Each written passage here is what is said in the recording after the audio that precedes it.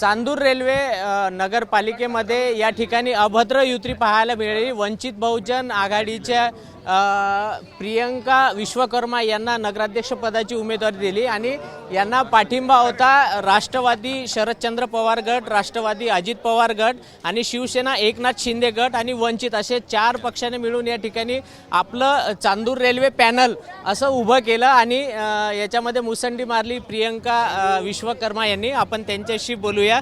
काय सांगाल अखेर मुसंडी मारलीस?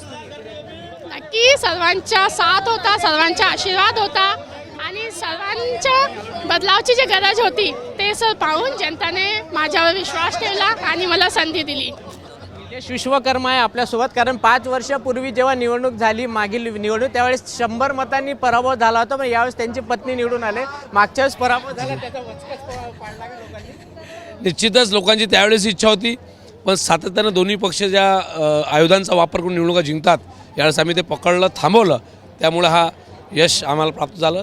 आपल्या माध्यमातून सांगू इच्छितो, चांदूर शहराचं मोठ्या प्रमाणात प्रेम जनतेचं होतं आणि त्या निश्चित हा विजय आम्हाला मिळाला। काय विजय आहे आता चांदूर? निश्चितच या शहराचा सर्वांगीण विकास करणे ही आमची जबाबदारी आहे।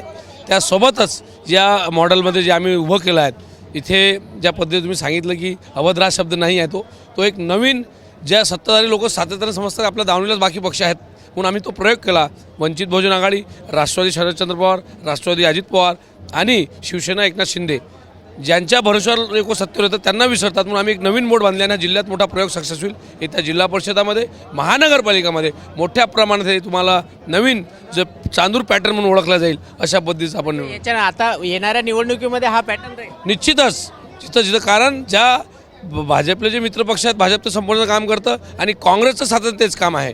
त्यांच्या मतावर निवडून येतात आणि मग ते पक्षांना 2-4 नगरसेवकचे तिकीट द्यायला ते तयार नसतात म्हणून आम्ही मोठ बांधलेली एक नवीन पॅटर्न तयार केला आणि वंचित नेहमी सातत्याने नवीन पॅटर्नसाठी तयार असतं। आपण बघितलं की एक नवीन पॅटर्न हा आपला चांदूर म्हणून सुरू केला आणि येणाऱ्या सगळ्या निवडणुकीमध्ये हा पॅटर्न राहील आणि विजय प्राप्त करू अशी प्रतिक्रिया त्यांनी दिलेली। कॅमेरामॅन अमोल देशमुखसह प्रणय निर्माण, एबीपी माझा, Chandur railway, Amravati.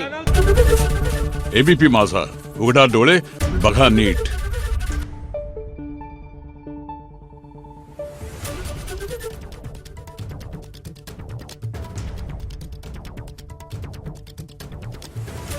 Thank you.